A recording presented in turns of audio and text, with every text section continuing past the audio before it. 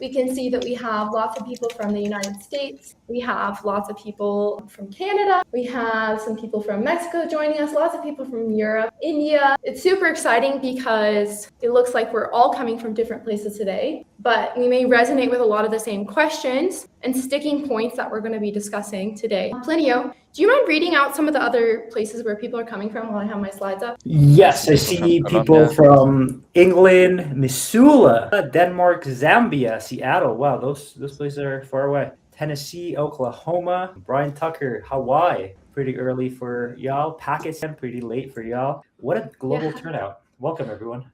Wow. Yeah, we have some serious disparity in the time zone. So I'm really happy that people were able to make it. So as you guys know, today we're going to be talking about the creator's role in the age of AI. So this is our second annual event. I'm so happy to have you guys here. And I don't know about you guys. You can probably relate to this, but I constantly hear people talking about how overwhelmed they are by the amount of tools and AI integrations there are. And despite us being in this unprecedented moment in history where we could unlock so much time and creative independence, most professionals find themselves locked into same old systems as before. And so we aren't really enabled to use the tools to their full extent. So there's a paralysis because of the infinite amount of directions that people can go in, but not enough time to explore them. So this is a representation of the survey data that we took from you guys. So I appreciate everybody filling out that survey. And as we can see, a lot of us are competing with AI rather than collaborating with it. So we feel the need to override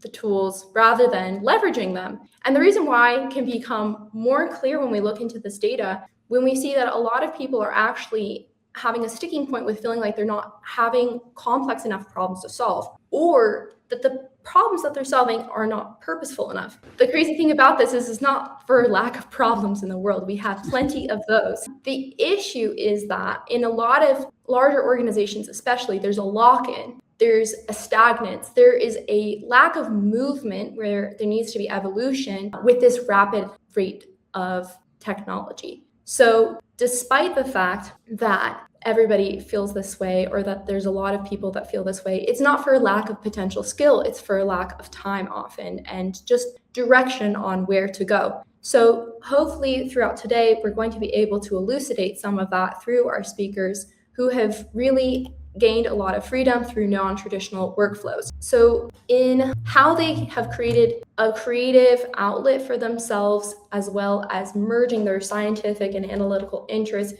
is going to become clearer through each of their presentations. But instead of work currently being centered around weaving together systems, igniting integrations, unfortunately, a lot of companies have opted for a replacement model. So we're moving quite quickly away from the analyst / specialized worker bee model. And now it's all about leveraging domain expertise to create decision-making tools. So this webinar today is focused on how these professionals broke the mold that's often imposed upon us individuals in our industries. So you guys are going to see how they pave new multimodal systems and entirely new paths for themselves, and hopefully gain some inspiration and clarity from that. So a lot of traditional workflows, especially in GIS and data, exist in what we can call a red ocean. By red ocean, I mean they're established, they're structured, it's competitive, and it's crowded.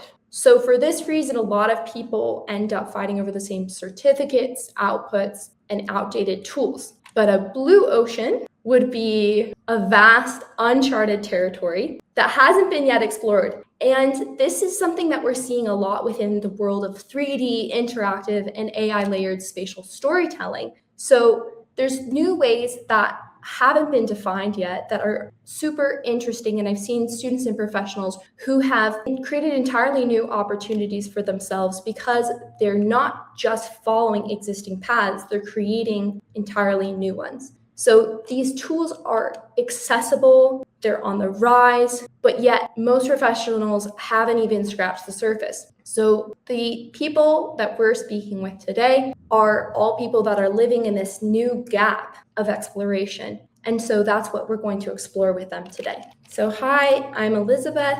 I didn't make that quote. This is from a philosopher in the 17th century, and I'm the creator of the School of Information Design, where we make courses, masterclasses, and events like these to help you leverage data storytelling in your careers and in your businesses. So data storytelling isn't just like a whimsical term. It's really a core part of gaining funding, activating decision makers, and ultimately engaging people in complex information that they would have otherwise ignored. So because we're living in a data glut, complete saturation of data, it's critical to break out of the noise by using something that taps into one of the most core intuitions we have as humans, which is storytelling. So the truth is generally seen, rarely heard. Again, not something that I coined, but something that holds very true today. Okay.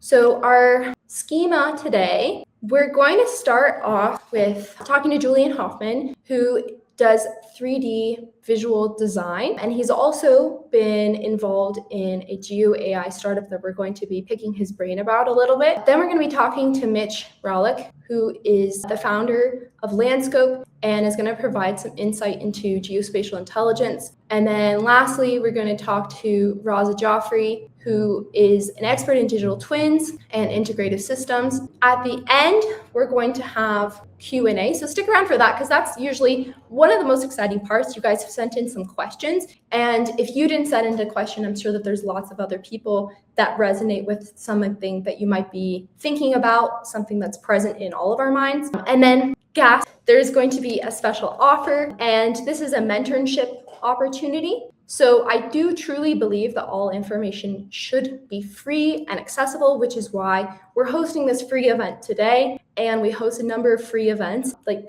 anybody that's in the Bay Area, would love for you to send in the comments if you are going to be in the Bay Area during Climate Week. We have another free event that we're going to be running. It's going to be super exciting with some really special speakers. So all this information is available for you, in short. But if you do find yourself at the end of the day wanting more clarity on how to get started in 3D immersive systems with data, I take on a handful of mentees and students each month. So there are some spots available if you would like to get started, and you can just enter your email if that sounds like something of interest. So this is the general roadmap that we work through, and this overarching roadmap is into building immersive data systems. And you'll start out with building 3D models, which crescendos into building 3D immersive apps with data. So if you have been wanting to build a project and don't know how, or just truly need direction on what is square one, you can message in the chat your email if you think that a masterclass or one-on-one coaching would be of help. Otherwise, sit tight for some of the novel perspectives from our speakers. So at the end of today, this isn't really about tools. It's about how we think and how we create and how we find meaning in the work that we're doing. Because after all, why are we innovating all these tools if they're not actually going to be improving our lives? So that's what makes me super excited about this conversation, because we're going to explore how data is moving from static outputs into interactive decision making and what this looks like in practice. So the goal is to provide as much value, inspiration, and actionable perspectives as possible for you to unlock that same freedom in modern tool sets and workflows. Okay, so our first guest, without further ado, is Julian Hoffman, who is a spatial data scientist and 3D visualization designer. We're going to kick everybody off stage, and I'm going to... Hello. Hi, Julian. How are you? I'm good. Thank you. Thank you for inviting me. Thank you for organizing this. You're welcome. It's been a pleasure. So I'm going to start. Shall I just start sharing a couple of slides, or how do we start? I would love... So what I have been curious about, I followed your work for a really long time, and you work a lot with Blender. We both work a lot with Blender. So I was so curious. You have such a niche area of interest. How did you get started? So that's true, actually, that it's a rare breed to work with Blender and data at the same time. Blender is very popular, but in the data world, it's more rare, but it's growing. I think we will see that in the tools I use, it's often open source, and I love the spirit of open source, and people share their knowledge very easily online. So I got hooked with Blender, and the community is awesome. That's why I encourage everyone to test Blender. It's free and it's evolving very quickly. Yeah. Yeah, Blender is honestly such a wild ride just because of how much is available within that suite. So it's been fun connecting on that front, especially because it is very niche, but it is a blue ocean. As stated in the presentation, it's a blue ocean. It's like ready to be explored, and I'm really excited about people that have that percolating interest. So is there a project in particular that you were able to accomplish in Blender, or just like in the scheme of all of that you've done, that you're the most proud of? Yeah, let me share a good example. Let me see. So I've been working with Blender now. Oops, that's not supposed to happen. I think we're good now, if you expand the screen. Well, it looks like we're gonna have a little bit of, I think Julian is maybe gonna hop back on, but I'll take the hot seat on Blender. For those of you guys that don't follow me or maybe aren't on LinkedIn, there is a lot that I post about the power of Blender and visualization, and we're gonna add Julian back on the stage to talk about it. Happy accidents. Sorry about that. No worries. So this is not working. I'm gonna add it to stage, and I think that now you can. Are you good now? Yeah, if you can see my screen. Oh, I can. good. I can see your screen, and I think everybody else can. Okay, awesome. Thanks, Elizabeth. So you asked me about. Oh, sorry, I'm spoiling some of the presentation. Can you see my screen? Awesome, awesome. I think one example I'm proud of is, and you might have seen it online perhaps, is a visualization I made on the Great Fire of London. Why I'm sharing this particular example is because it's all open source tools. So in theory, everyone on this call could venture in visualizing this. Why is this a good example in storytelling? Is because everyone knows about historical events, and like everyone has seen this type of map, but it's hard to imagine it the real scale in the real world. So I thought, can we bring this with modern tools into the present? And that's what I did with open source tools, open data. I took a piece of London with LiDAR data, what you can see there. And I thought, let's put the catastrophe that changed the city forever, let's put that in a dramatic way, in a burned or like metallic map in there. And because it's 3D and 3D is cool, we can flip it and make it even more dramatic. What can we add? We add the surface, day one of the accident, day two, day three, etc. And I could go on the making of this visualization for a whole lecture, but I just wanna share the enthusiasm I got out of this and the final result, which is this ultra dramatic scene of the Great Fire of London, covering 2/3 of the city of London. And you might say, okay, this is maybe way too over the top cinematic, but this is storytelling and people remember this. And we can go a bit further in the realism and now use, for example, Google's 3D innovation, the 3D tiles. And now we can see it in almost photorealism. I could go on forever on this. I love this work, the research that got into it. But just to share, it got many people interested. It went viral on Reddit, then on Twitter, and it got picked up by news outlets and so on. So yeah, that's one of the storytelling examples I wanted to share. Well, do you think that some of the attention that it got came from its 3D immersive qualities? Definitely. I mean, it is a catastrophe that now anyone who has been to London or even hasn't been to London sees those landmarks and can imagine the scale of the thing. If you look at a flat map, it's just impossible. We are spatial beings. Humans are spatial beings, so we immediately get a sense of urgency when we see things in 3D. Yeah. Yeah, I agree. And I think that it goes outside of just the storytelling context often and into the planning context. It's difficult to contextualize an area without seeing it like a human being. We see a lot of stuff from aerial view, and that's a little bit dehumanizing because we are not birds. We don't see things in that way. So 3D often comes to huge strength when we're able to employ it to help with planning and different types of hazard mapping and with historical situations like what you're talking about. So I've also been curious about the fact that, you show this huge duality. You are both very scientifically oriented and also hugely artistic. So I'm wondering, do you feel like now that you have access to so many tools, specifically AI tools, that has helped you unlock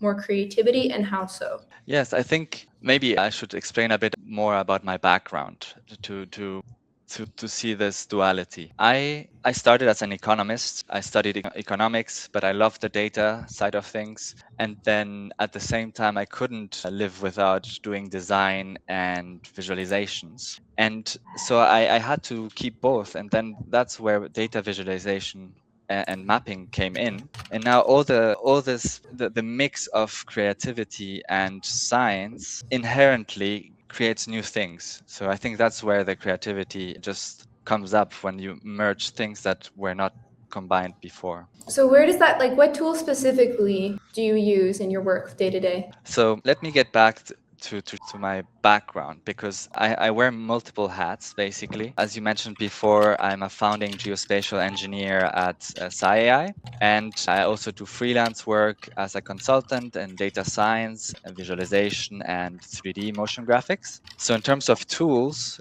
they all use different tools, but they have things in common. For example, now in as a founding geospatial engineer, I'm using every single day Claude Code and LLMs to do spatial data engineering and building pipelines and analytics. For the freelance work, I also use, for my background, I did all the analytics always through Python or R, actually more R than Python. And so all the GIS was always done with R, which is script based and code driven. And now with LLMs and Gemini and ChatGPT, I obviously started doing all that coding through everything that I was done manually is now done with help of AI assistants. And for the more crazy visualizations, I use Blender, which is open source and available to anyone. That's cool. I mean, I've always really admired how complex you've made your visualizations in Blender. And I'm curious if you could like give a timeline for a typical project, or like let's talk about the London map example. Like how many weeks How many or weeks? months? Yeah, how many weeks or few days? So I mean that's a good question. How many weeks? Actually, the beauty of digital art is that you can always improve it. I mean, you can improve it forever. So there have been many versions of that map. The first one started for the 30-day map challenge 3 years ago, no, 4 years ago already. I encourage anyone to participate in the free challenge of creating 30 maps in 30 days. So the first version, I did it literally, I think, in one day, but that obviously evolved and improved. And always when I learned something in Blender, something new, you can apply immediately. The second you know something new, a new skill, you can implement it immediately and improve the backlog of everything you created. So long story short, how many hours have I spent on that one? I mean, I probably don't want to know how much time I spent on that one, but it was pure joy. So when it's pure joy, you don't count. I completely agree. I really can't count how long it's taken me on certain experiments. And that is a good segue into how would you encourage people or give advice to people in this infinite field that is ripe for exploration? Again, this blue ocean, while people are working maybe full time, like what types of practices do you follow to keep yourself involved in your creativity? I think for that, I have to dare to show a bit of my background in this slide, actually, to show that this is my background. And I think so.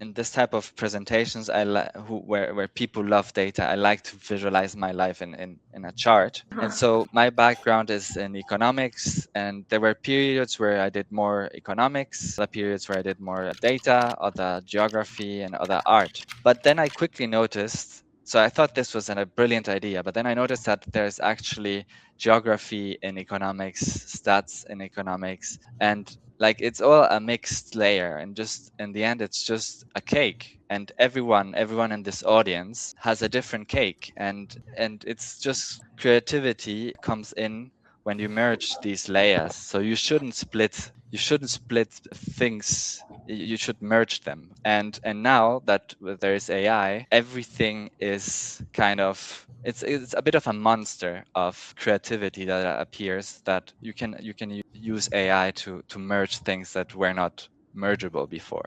So I just encourage people to just there mixing your current knowledge, your expertise, or not even expertise, with something new. You don't need to start from scratch. You just use something that you're already good at and just add something new to it. And that's how I've been working since day one. And yeah, That's that's my super advice. inspirational. I love your visual so much. It's so cute, your little robot. I Thank love you. the concept that everybody has their own cake. And I think that's a delicious way of putting it when you consider that there are so many like tasty little parts that we can actually nibble off from in terms of this world of tools. And it's not about like holding yourself to one. I mean, last year we talked about like the discipline to hold yourself to one. But there's really no better time than the present to start exploring other tools, because the rate of learning is just so much quicker when you have all of these online tools, coursework, videos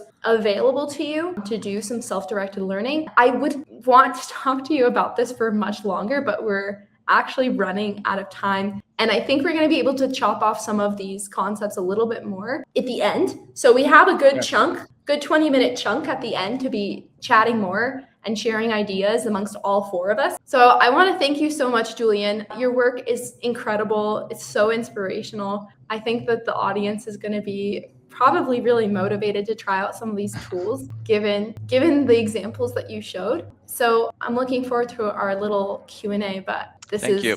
I mean, I could have gone on for way longer. We can do that another time. Thank you so much. See you later then.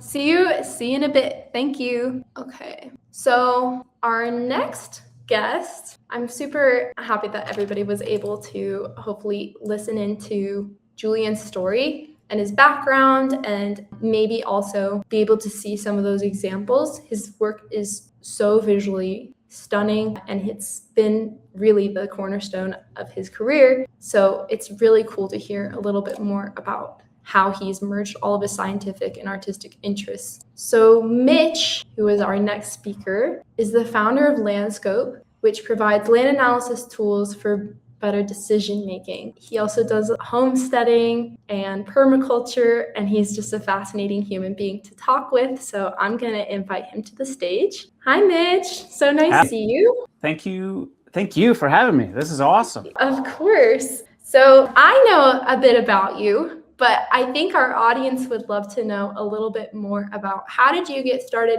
in geospatial? What were your initial interests? And just a little bit more about your genesis story. For sure. I guess my story with GIS started in university, and I recall distinctively being in a GIS lab and having to do a terrain analysis and just wondering where the easy button was. Like there was a laundry list of things that I wanted to know about the landscape, but the easy button just wasn't there. And that was on my mind for a very, very, very long time. And then when I finished school, I have a very, let's say, eclectic background of different jobs that I've had that have provided me with a lot of context for just like talking to people, but also gave me a lot of time to think about what I wanted to do, because I wasn't doing what I wanted to do, if that makes any sense. Like circumstance just threw me into working at a peanut butter factory, where the only thing that I could really do, there's 3, maybe 4 things you could do at a peanut butter factory,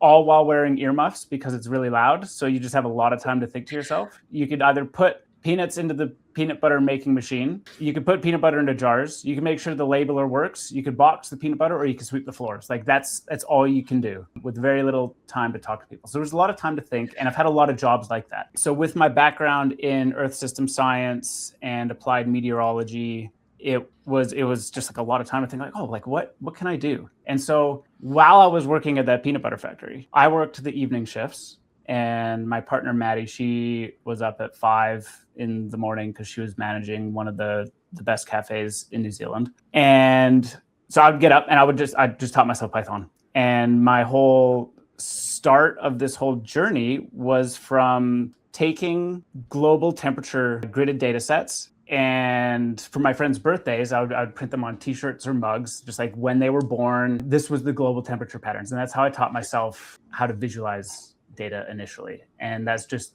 snowballed into Landscope 10 years later. I absolutely love that story because it really just shows that you can have your training, your technical training, start from anywhere, right? It just starts from like a personal fascination, maybe even something that's funny or entertaining to you, and then just starting to crack it open, which sounds like it's exactly what you did. And then little by little, I mean, how many years did you do the mug thing? So I kind of put that aside. So I did the initial ones, like, okay, cool. Like I got some friends who were absolutely stoked with their t-shirts and prints. And then I kind of put that aside for a while. I got a job working in a permaculture education company where I was doing all sorts of different things. I was doing marketing, planning online events. So I know how hard pulling this stuff off is. It's not easy. So thank you again, Elizabeth, for pulling this off. Teaching in courses and like applying the knowledge that I had gained in my conventional education background to helping people actually like grow their own food. And then eventually moved out to the middle of nowhere in central Alberta. And now we're growing all our own food too, and using that theory and knowledge to really apply and create abundance, even though we had no gardening experience. Like in 2 years, we're growing most of our own food in a very extreme climate. And then later on, the curiosity spark hit, and I was like, oh, it'd be cool if I could just really automate the whole thing into all I need to do is enter the coordinates, the date, the time, and the header, and it just visualized everything. And I was like, okay, cool, that works. I'm going to start an Etsy store. And that worked. People were ordering mugs or ordering prints. They were, I've done stuff for bar mitzvahs, for weddings, for anniversaries, for when babies were born. And that was a lot of fun. And then I started getting into 2.5D topography art. I was like, okay, it'd be cool if we do that same thing, like commemorate a place. And so then it was these big city prints and mountainscapes and whatnot. And funnily enough, it was an Instagram DM that started Landscope. It was, I had posted one of the commissions that I had done of this place, Ty Lake in British Columbia. And a former colleague of mine said, the project I'm on is, I can see it in this commission. Can you make me a mapping package I can use? And then that was just the spark that I needed to be like, okay, this is the opportunity to make the easy button of all the things that I wanted to know about a landscape. Because I was sick of relearning QGIS every single time I got brought onto a project where I was like, okay, I got to do this, I got to do this, I've got to do this. How can this be easy? Oh, you're muted, Elizabeth. I brought your presentation on stage because I was hoping that people could also see some of what Landscope is about. So that also prompts me asking, how do you design for decision making and then also keep it visually understandable, digestible for everybody? Yeah, for sure. So maybe what I'll do is I'll go through a couple slides. I've only prepared a couple just to go through the creative process and how I kind of keep myself grounded in this crazy journey. And I'll also start off by saying that I'm no longer the sole founder of Landscope. We've got co-founders now to help us really help us scale up. So James and Mickey are a big part of the Landscope picture. I think they might even be in here. But what Landscope really started as okay, I've got a long list of questions of the landscape that I'd like to have answered really quickly. And it started out as just a Google Earth Pro mapping package, because even my father-in-law, who types like this, I think my computer just might be a little bit overwhelmed right now with 3 monitors going and a presentation. But even my father-in-law, who types like that, could use Google Earth Pro. So that's how it started. And then what it turned into after bringing Mickey on board, when my daughter was born, I realized, okay, I don't have time to vibe code my way into a secure, scalable platform while also managing a homestead. It was just like, if anyone in the crowd is like, oh, it'd be a great idea to start a business, have a baby, and a farm at the same time, I would ask you to think twice about that decision because it's a lot. But this is a lot of people might look at that picture and say, oh, that comes from a lot of gardening experience. But every decision you're seeing on there was actually made from a map and not in conjunction with actually being on the landscape itself and doing observations. But a lot of the tinkering around, the ideas, where should we put this? How should we orient these buildings was all done through a landscape mapping package. And what I needed to do was, when people are asking me for help to develop these sorts of systems for their own land, and now I'm getting into bigger developments, is, okay, I need to have a good understanding of what that landscape is, because how I like to think about projects with land is that it's a Venn diagram. There's two circles. The first circle is what the human wants. So if that's a client, then that's what their family wants, what they want. If it's a development, it's what the actual inhabitants are going to want. So you have to work with the vision of that development with the people who are funding it and be like, okay, this is what we want to do, and like take into consideration what they want. And then there's what the land wants. And in that overlap, that's where the magic happens. And so landscape is what vision that land can actually appropriately hold through a series of different geospatial layers. The harder part is actually mapping out what the humans want, believe it or not, and I think that ties into what you were talking about earlier with the red ocean versus the blue ocean. A lot of what I'm talking about here is this is like, I had to go inward. I've chased the certificates, I've chased the degrees and whatnot, but that still got me into a position where I'm working at a peanut butter factory or a grocery store, or I certainly did help with the permaculture design education. But it was a lot of what landscape is like going inward and like, what questions do I have, instead of like, what certificates can I obtain to build leverage, right? It's like, okay, I have a lot of leverage. And I think everyone who's here right now has questions, but refining them into something that's actionable and like, yes, this is something I'm passionate about. But more important, and Billy said this too, is like, what brings you joy? That's what I think is the most important part of all of this. And so what I wanted to do was build a system where it democratizes these layers to a level where people can intuitively understand it. And so in a lot of ways, like, to get this kind of information, what people would need to do beforehand is to either spend 40 hours on YouTube University learning QGIS, or going to a GIS consultant that takes weeks and thousands of dollars to just get like, okay, where's the drainage on my property? Or if you're going to go buy a house or a homestead,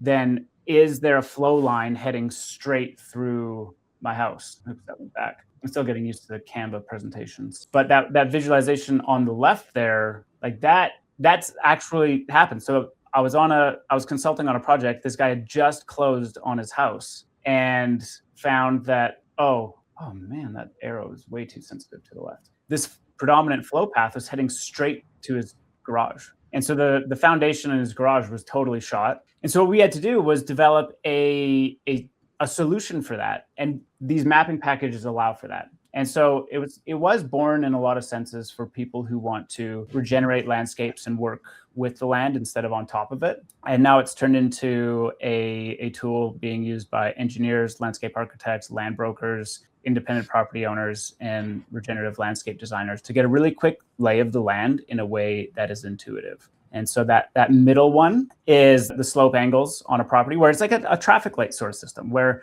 green is pretty much good to go. Where you get into yellows, approach with caution, and then reds is like, yeah, don't try to build a road up that, it's not going to work, or build a house. I see. And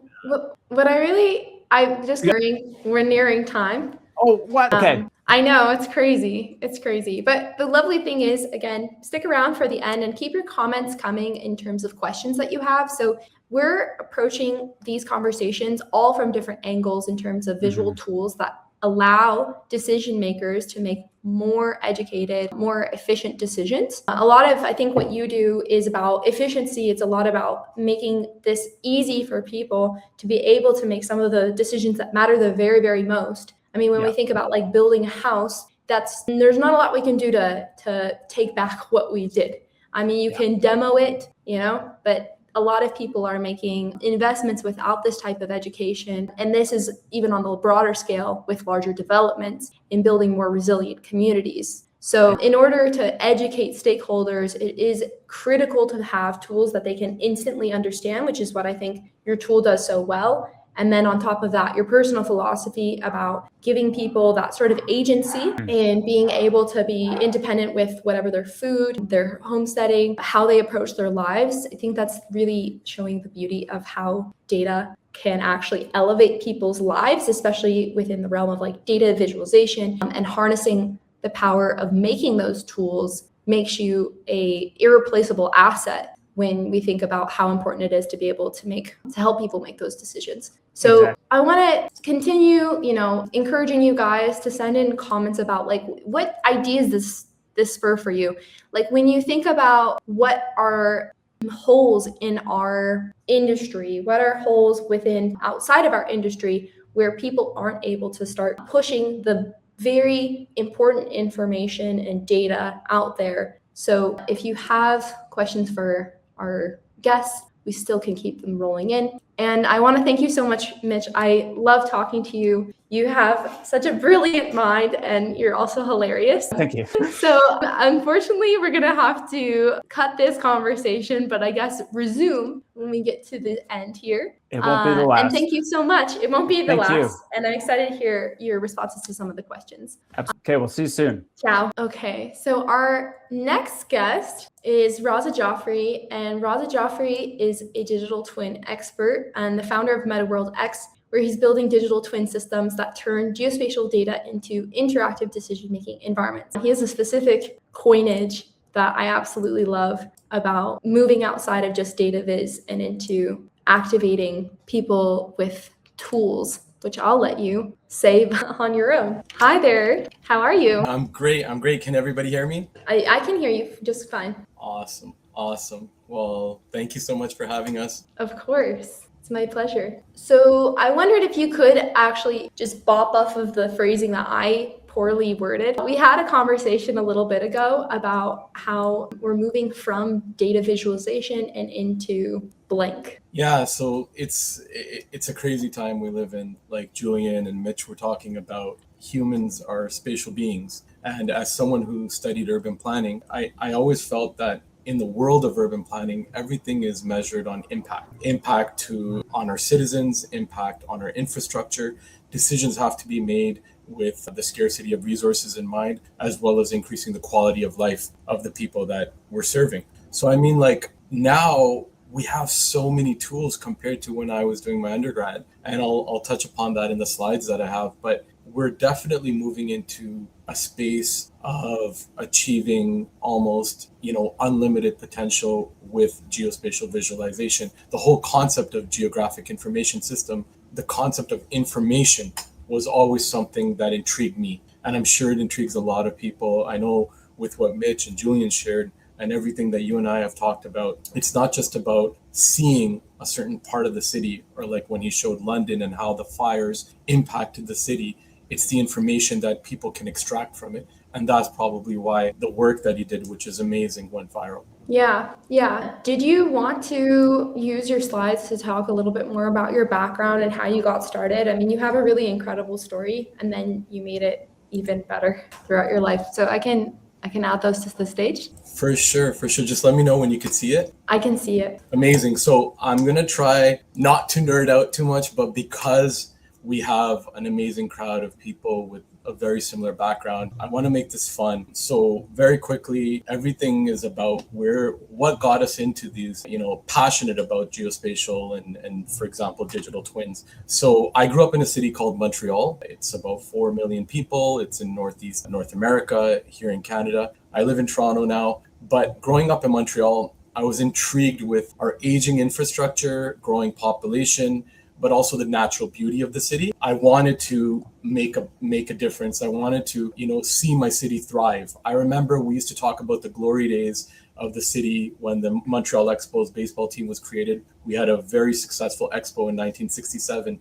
But something our professor at Concordia told us early on was, the city has been on a unfortunate downward decline. Many of the reasons were related to political, as well as there was a lot of corruption in the construction industry. But as a kid growing up there, I'm like, hey, I could do something about that. And that's why I ended up studying urban planning at Concordia. They have an amazing program. Here's an example. It's also on my LinkedIn as well. Our capstone project was to revitalize Saint Henry. It's the area is called southwest of Montreal, and it was going through gentrification. We wanted to protect the heritage of the site, but it was initially used as the heartbeat for North American exports to Europe because of the fur trade, etc. And our goal was to make sure that we protect the legacy of the Link Canal as the population of urban Montreal continued to grow. So I was really excited about this project, and as you can see, we use SketchUp, and that kind of excited me in this world of bringing visualization and data together. Where we are today now, I'm the founder and CEO of MetaWorldX. I've always been in visualization. We launched MetaWorldX at the World Smart City Congress in Barcelona, Spain in 2022. And I love what I do. I get to travel the world and not just work with, great people who are making decisions for cities and giga projects, but also in critical infrastructure. And as we're seeing right now, a lot of infrastructure is being impacted due to many reasons. And it's important for us as technical experts to bring these tools together for the sake of humanity. Why digital twins generally had bottlenecks in getting into production, there's many reasons. And Julian and Mitch know this very well. There's a lot of bureaucracy and red tape.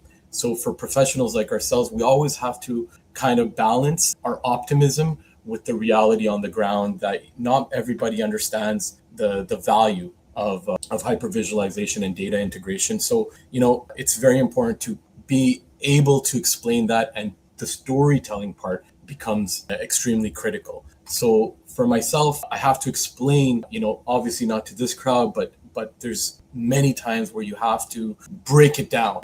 What is the value of seeing the data? How can this help, not just by saving costs or saving time for evacuation or, protecting the assets, but saving lives? And there's some amazing projects that I've worked on. And Elizabeth, I've shared some of those with you. But, the whole purpose behind our work is being able to use these tools for better storytelling. Immersive visualization engages with human empathy. It helps decision makers think more than just, the capital cost, but the human cost and the human value behind, being able to use these systems to be proactive rather than reactive. As some of you know, I'm an expert with the United Nations ITU. We're working on something called the Cityverse project, and it's essentially how cities can leverage visualization, AI, and digital twins to enhance the lives of citizens. And I'd be happy to share the link in the chat as soon as I'm done sharing the screen, and you could read through that yourself. For us, it's important to connect the work we do with impact on humanity. So, what you see is a screenshot of an example for a typhoon warning system where they can manage the telecom assets in Philippines through the digital twin, test the generators without having to send personnel to these dangerous areas or isolated islands. So there's a lot of great work happening in the background. I urge everybody here to, look into how we can make an impact, because when organizations like the United Nations International Computing Center reach out to professionals like ourselves, it does take away from our time, from our family, from the work that we're doing. But it's also important to look at it as, hey, do we want to be part of the change that we want to see on this planet? And if we do, then maybe it's important to bring some positive, impactful projects that we've done to the table. And if they can help, that's great. And some really good, I know, Elizabeth, I'm beating you to this, but some really exciting projects that we've worked on already in MetaWorldX are some futuristic giga projects aside from, the smart infrastructure, critical infrastructure work. Our project at NEOM in Saudi Arabia helped us win Industrial IoT Product of the Year. And essentially, it's for public safety. So in their public safety building, they use the digital twin to manage emergencies. They know who's answering the 911 calls, how long it takes them. So we integrate all those APIs into our main digital twin system. Everything stays on-prem.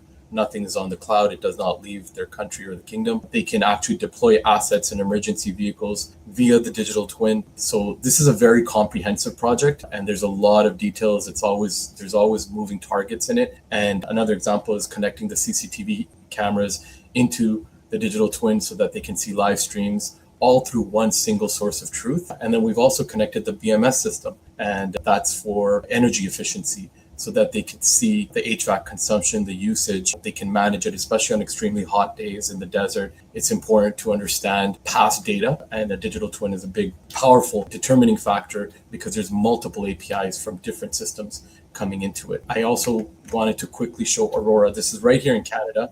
I want to say something really quick for the audience. For anybody that's just tuning in via audio, very good opportunity to just get an insight to what a digital twin looks like. So what we were going to talk about is like, what is the definition of a digital twin? I get that question a lot. There's a lot of people that claim to have a digital twin. I would say that Roz's work is just, you're going to understand what a digital twin is when you see his work. So that's just an invite to everybody. You're welcome to send in questions in the chat, like what is he using? What types of APIs is he talking about? And we can address those later in our conversation. But just for those of you plug away. Thanks. That's absolutely crucial to mention. Different tools, we were talking about Blender and Revit, SketchUp, all these tools are very, very important. And we bring them all together and we use gaming technologies, Unity, Unreal Engine, all of that. It doesn't always matter what you personally want to use. Sometimes you have to look at the situation or the client. Do they need this on the cloud? Do they need this on-prem? And understand their barriers, or, because a lot of entities or cities may have digital access, but their teams are not necessarily digitally comfortable to be using some of these tools. So you have to really simplify it and work backwards. Okay, what is the ultimate goal? How can we achieve it? Maybe build out the project in smaller parts. And a lot of our projects there's a CapEx and an OpEx. So we know that it's going to cost this much to build it, and then to maintain the data flow, to maintain the systems and the communication and keep it live. There's a cost for that as well. And as costs continue to go down, it's important to understand that the opportunity to increase the fidelity, reduce the latency, all of that also gets better over time. The future of data center operations, definitely, all these countries are investing so much money, but they don't know where to get the electricity from. They don't know how to cool these buildings. So this is something we're just playing with right now within our R&D division, is how can we use, digital twins to make these extremely expensive assets, more productive and reduce our impact on our planet. So we're trying our best. It's not easy because a lot of these companies and organizations we talk to are very capital driven. They really don't consider the environment, but wherever we can try to make a dent, we should. Something really cool I wanted to share. I don't get to share this with many people, but I personally use something called Galaxy. We've created this world for Meta World X for demo purposes.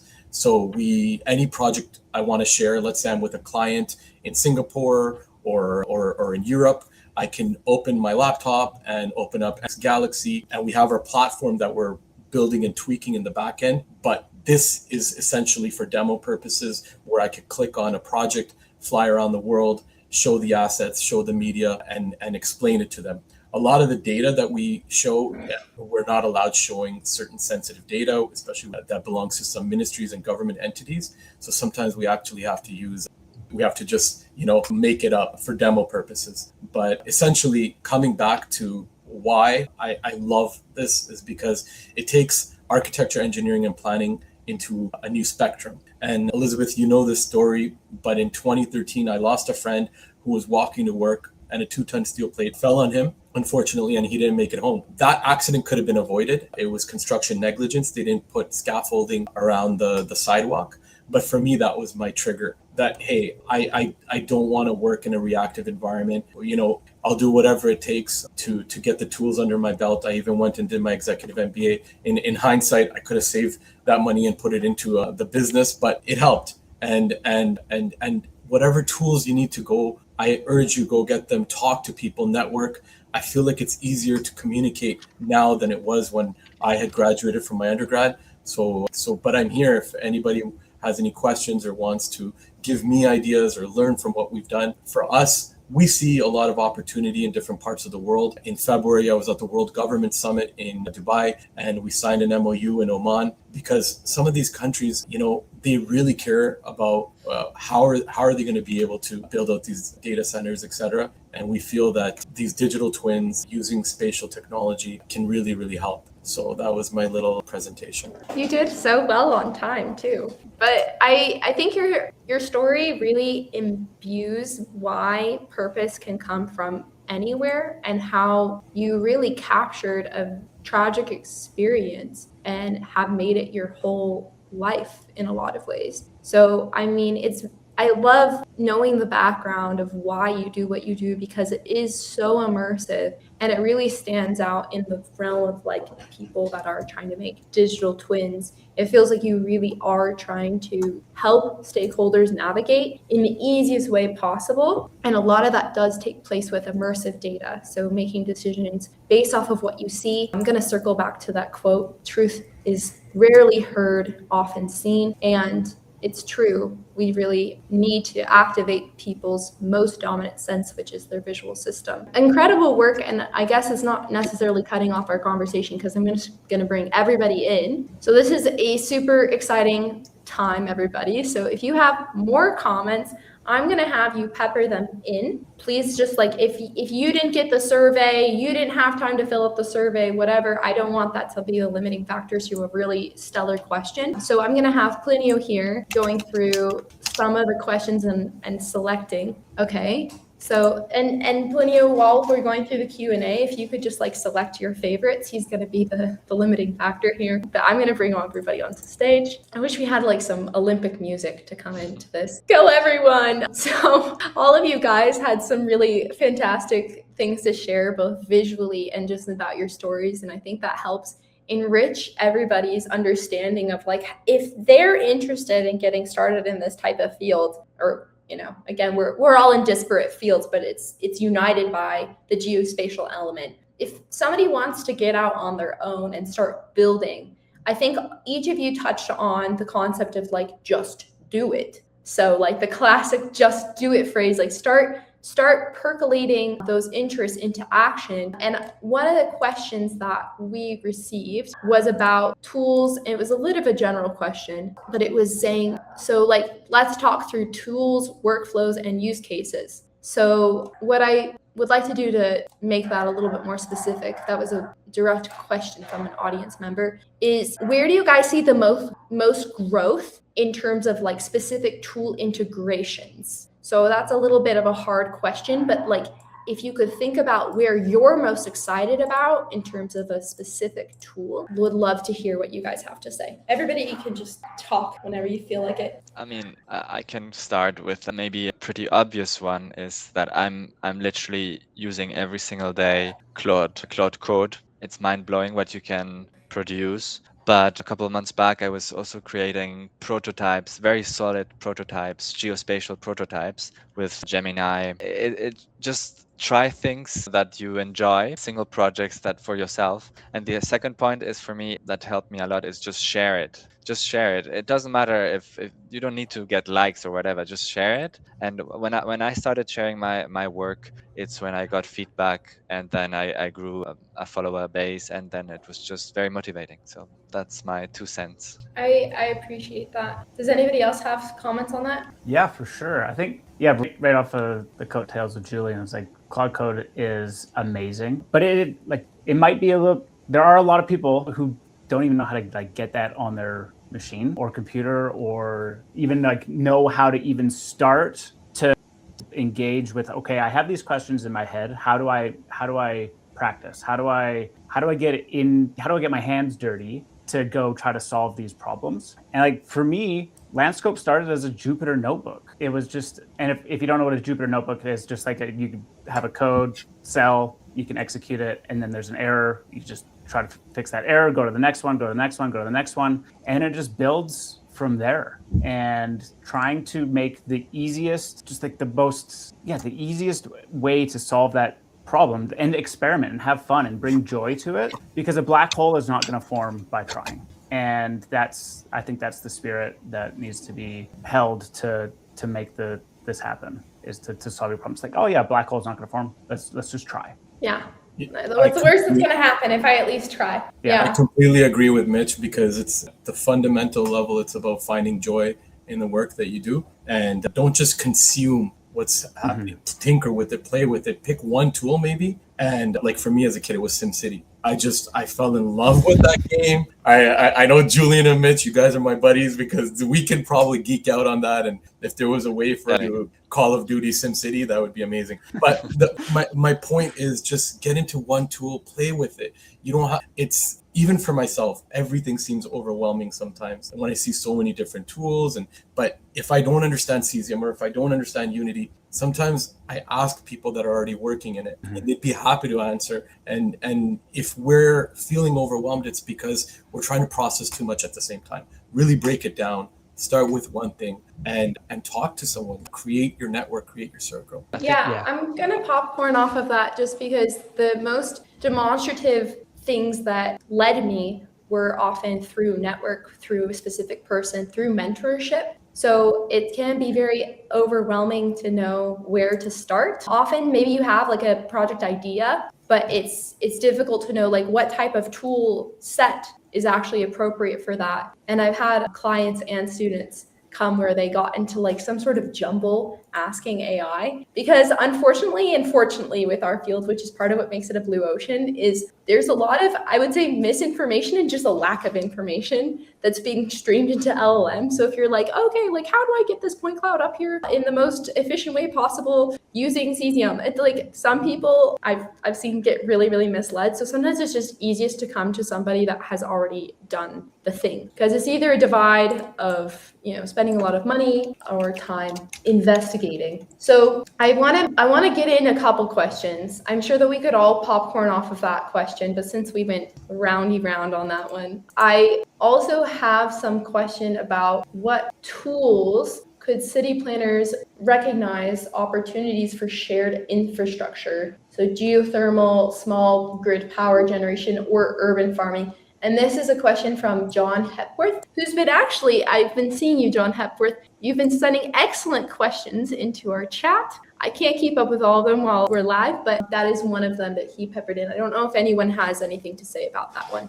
That's a city planner question. Okay, fine.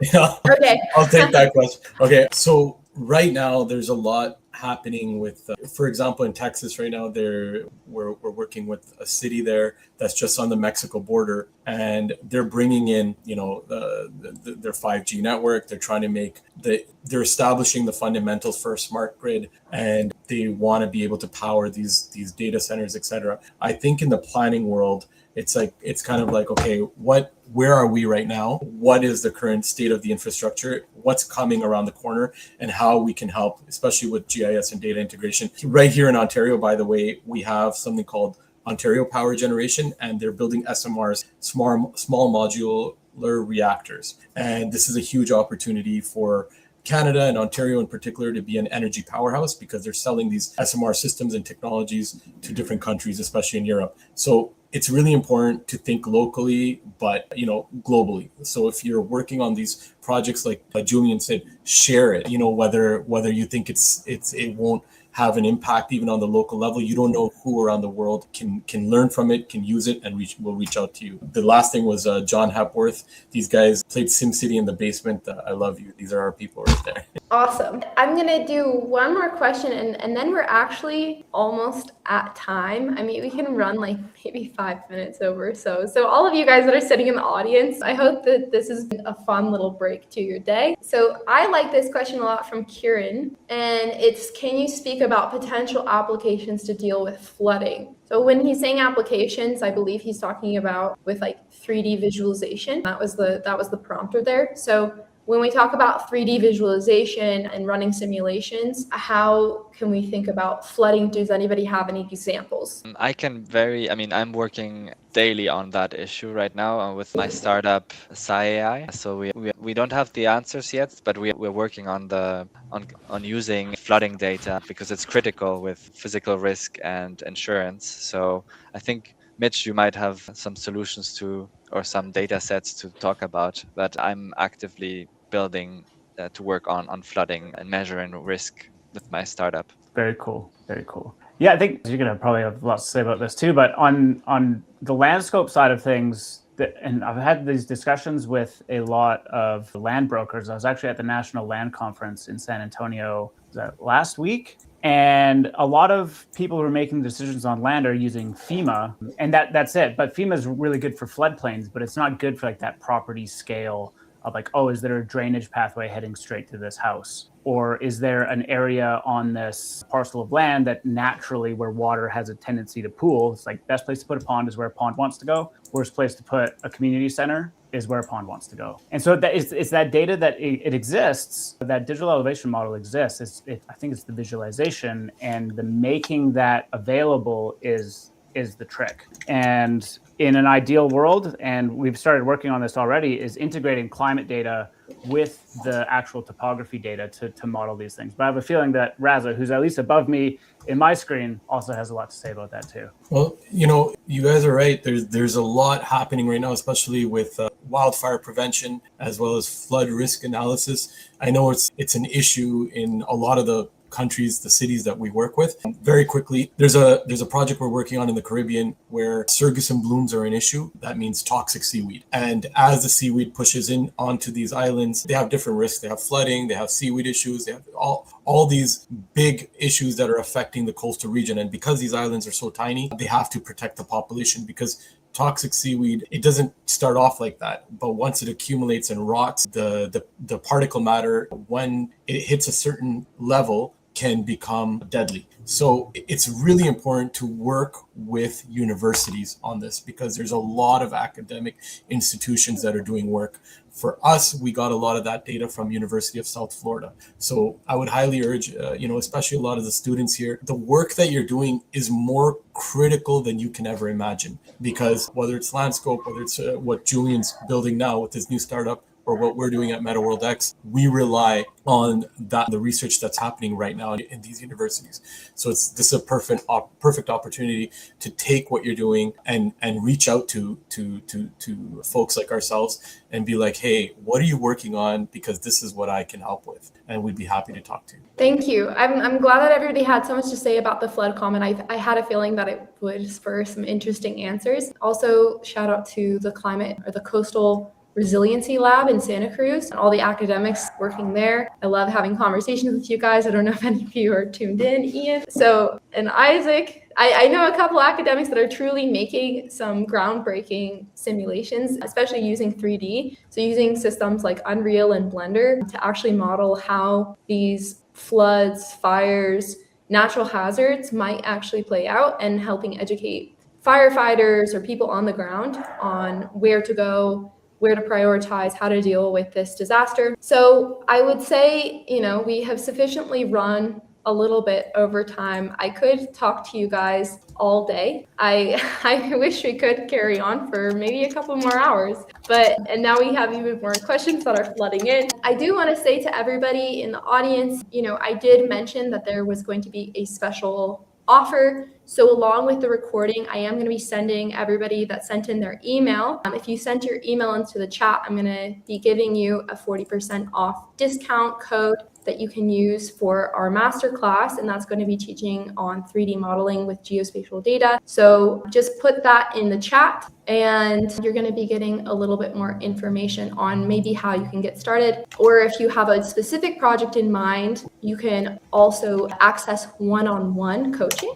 Does anybody have closing comments to the topic of visualization, 3D simulations, and where this is all going with AI? That's a huge question to end this off, but I figure we can take another 5 minutes. Why not? I think I can say two things. It's exciting and scary at the same time, but I think you just have to try to test some tools, and just if you enjoy the process, it doesn't matter if the work doesn't lead to something incredible. Start with very small projects, testing new tools. That's just fun. Like every 2 weeks there's a new tool. Just start. You have to start. If you don't start, you can't ever know what it is. So it's overwhelming for sure, but just play with topics you enjoy. That's how it started with me with the fire of London. I did it for fun, and it ended up going viral. So you never know. So cool. How about you, Mitch? Where is all this going? I couldn't say it. I couldn't have said it better than Julian. It's like, it is have fun and just take that first step.